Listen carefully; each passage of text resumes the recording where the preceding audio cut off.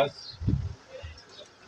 মুলাদি online press club কর্তৃক আয়োজিত union সমিতির মুলাদি উপজেলা জাতীয় ইউনিয়ন সমিতির সাধারণ সম্পাদক মাওলানা মুফতি রফিকুল ইসলাম সংবর্ধনা অনুষ্ঠান। এই অনুষ্ঠানের উদ্দেশ্য মাওলানা রফিকুল ইসলামকে এই অনলাইন প্রেস ক্লাবের উপদেষ্টা হিসাবে আজকে আমরা সবাই গ্রহণ করব এবং আমাদের মাঝে আছেন আজকের এই অনলাইন প্রেস ক্লাবের সভাপতি আমার ছোট ভাই মোহাম্মদ ফিরুজদারি, তিনি আজকের সভার সভাপতি। আমার প্রথমেই স্মরণ করতে হয় আমার আর এক ছোট ভাই প্রায় মনির হোসেন রানী। 2000 সাল থেকে মনির হোসেন রানীকে আমি সঙ্গ দিয়ে আসছিলাম এবং প্রেস ক্লাবের সভাপতি তিনি ছিল দীর্ঘদিন। তার পাশাপাশি সর্বসময় সকাল বিকাল সব সময় থাকতেন এই মাওলানা রফিকুল ইসলাম। আমি তাকে সবসময় প্রেস ক্লাবের সামনে বিদ্যালয়ে আমরা একটা বসার জায়গা বানাইছিলাম, ওখানে তিনি থাকতেন এবং এই আমরা প্রত্যেক বছর ওনার অনুপ্রেরণায় এই প্রেস ক্লাবের পক্ষ থেকে আমরা কিন্তু ওয়াজ দিতাম প্রত্যেক বছর এই মনিন্দারির নেতৃত্বে এবং মাওলানা রফিকুল ইসলামের নেতৃত্বে। যাই হোক, আমি আজকে তার রুহের মাগফিরাত কামনা করছি।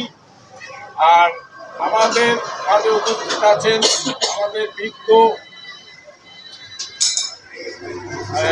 শিক্ষক, হাই স্কুলের প্রধান শিক্ষক ছিলেন দীর্ঘদিন এবং সাংবাদিক সংস্থার সভাপতি মাস্টার নিজামুদ্দিন খান এবং আরও কয়েকটা সংস্থায় তিনি সম্পৃক্ত আছেন।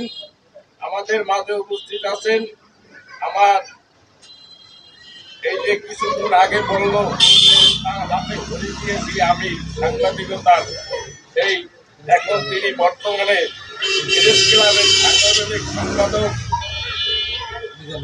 মিজানুর রহমান মল্লিক। আমার পাশে আছেন সাংবাদিক ইউনিয়নের, সেটাও এই সাংবাদিক ইউনিয়নের আমি গঠন করেছি। আবার পরবর্তীতে যখন সাংবাদিক ইউনিয়ন বিলুপ্ত হয়ে গেছে তারপরে আমরা আবারও পুনরায় গঠন করেছি। এই সংগঠনের সভাপতি মেহেদি হাসান এবং ইমাম সমিতির প্রচার সম্পাদক শরীয়তুল্লাহ মুলাদি উপজেলা জামে মসজিদের পেশ ইমাম এবং আমার মামা মানে ভাইকনা, সে 4 ডিগ্রি সিনিয়র মাদ্রাসার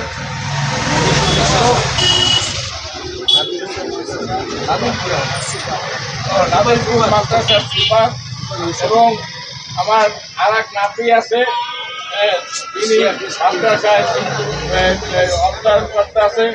আমার আর এক ছোট ভাই আছে জাহিদ হোসেন এবং আমার আর এক ছোট ভাই শামীম সর্দার, অনলাইন প্রেস ক্লাবের সাধারণ সম্পাদক।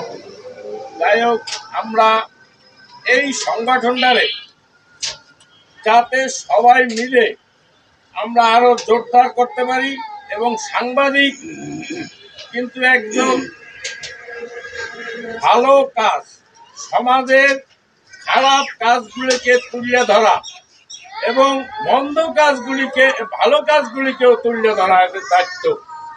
প্রত্যেকটা সাংবাদিকের দায়িত্ব থাকবে কোথায় কি হচ্ছে না হচ্ছে এগুলি তুলে ধরা, ভালো এবং মন্দ দুটোটাই এদেরকে তুলে ধরতে হবে। এরা হলে গিয়া সর্বস্তরের কাঠালি কলা, মানে কোনো দল ভেদ নির্বিশেষে এদের কাজ। আমি ওই কাজে পেশার নিয়োজিত ছিলাম, এখন হয়তো আমরা বয়স হয়ে গেছে তাই এই কাজ করি না, তবেই সাংবাদিকদের সকল সাংবাদিকদের সাথে আমি সম্পৃক্ত আছি। আমি রিপোর্টার প্রেস ক্লাবের একসময় সদস্য ছিলাম, তারপরে আবার সেখান থেকে রিপোর্টার ইউনিটির সহসভাপতি, এখনো আছি সহসভাপতি, আবার এই যে উপদেষ্টা আছি। আমার মামাটা সেখানেও সম্পৃক্ত আছি, সব জায়গায় আছি ইনশাআল্লাহ। যতদিন বাচ্চা থাকবো, আল্লাহ তাআলা রব্বুল আলামিন যতদিন বাচ্চা রাখবে, বাঁচাই রাখবে, ততদিন আমরা এদের সাথে সম্পৃক্ত থাকবো এই আশা ব্যক্ত করি। এবং আজকে আমার মামাকে, এই মামা সর্বস্তরে সব কাজে সকল সংগঠনের সাথে তিনি কিন্তু সম্পৃক্ত আছেন, তাকে উপস্থিত পাওয়া যায়। এবং তিনি একজন ওই মনির রানীর মতন এই পরোপকারী লোক। তাই তিনি আমাদের এই সংগঠনকে আরো ভালো পথে নেওয়ার জন্য, ভালোভাবে পরিচালনা করার জন্য, সৎভাবে পরিচালনা করার জন্য তাকে আজকে আমরা উপদেষ্টা করছি। মামায় বলছে যদি সেলিম শহীদার বলে তাইলে আমি ওখানের উপদেষ্টা হব। আমি আবার শামীম রানীরে বলছি যে আগে ফিরোজ রানী আমার সভাপতি, ফিরোজ রানীর সাথে আলোচনা করো। শামীম বলছে ফিরোজ রানীর সাথে আলোচনা করছি। আমি বলি ঠিক আছে, তাহলে মামার একটা সম্বর্ধনার ব্যবস্থা করিয়া সবার সাথে পরিচিত করিয়ে দাও। আজকে আমরা এখানে সবাই আছি, আমরা সব সংগঠনের লোকজন আছি। এই মামা পরিচিত হয়েছে এবং মামায় যাতে আমাদের ক্লাবটা আর মামার দ্বারে আমাদের কিছু চাওয়া পাওয়া, তাতে আমি আগে একটা বলছি যে আমাদের দুটো আরো শেয়ার লাগবে। কারণ নির্বাচন করার প্রস্তুতি নিয়েছিলেন, যখন দেখছে যে ওই যে